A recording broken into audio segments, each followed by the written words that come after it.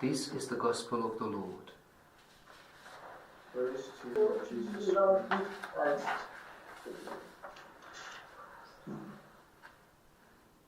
I gave this title for today's Lectio Divina meditation, Suddenly. Suddenly things have their stakes. It has been always the case in personal life. Finding a job, finding a school for our children, learning of someone's being unwell in the family, the stakes on personal level were always high. When a society lives in peace and wars do not affect it directly, history becomes somewhat weightless, without any weight. An undisturbed local culture like that of the privileged West, glued to the screens, loses the sense of history.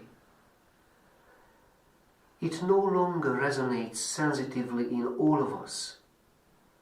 We no longer feel how all vibrate sensitively along its joined strings, along history's joined strings.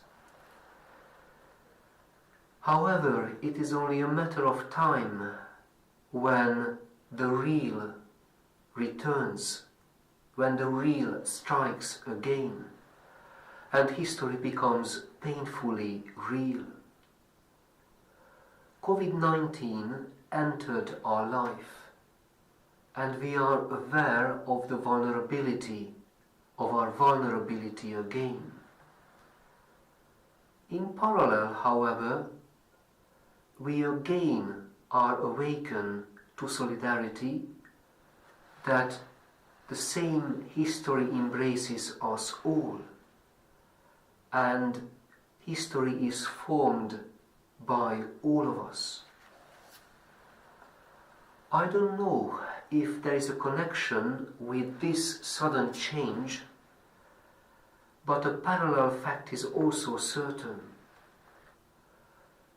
God, whom now generations found as weightless, can enter our collective life again. Yes, we Christians are convinced that this sudden, straightforward return would be beneficial for all of us.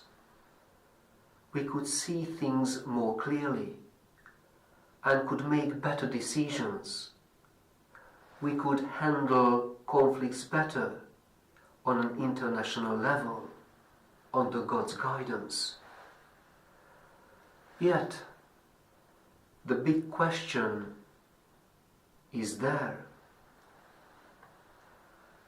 Can and will the Lord return into our lives with all the benefits only He can bring? The prophet makes us cautious. His is a careful wording. Malachi's opening sentence says, "And the Lord you are seeking will suddenly enter His temple." All the words are important in this statement. And the Lord you are seeking will suddenly enter His temple.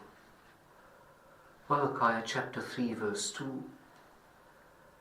At the same time, the prophet leaves this question open. And there are many questions here. Is it only for the seekers who will experience the Lord's return to His temple? I mean His return to the church and to our collective history. Or is it through the faithful waiting of those who have faith that hastens and welcomes this return? So is it the importance of our work in faith and prayer?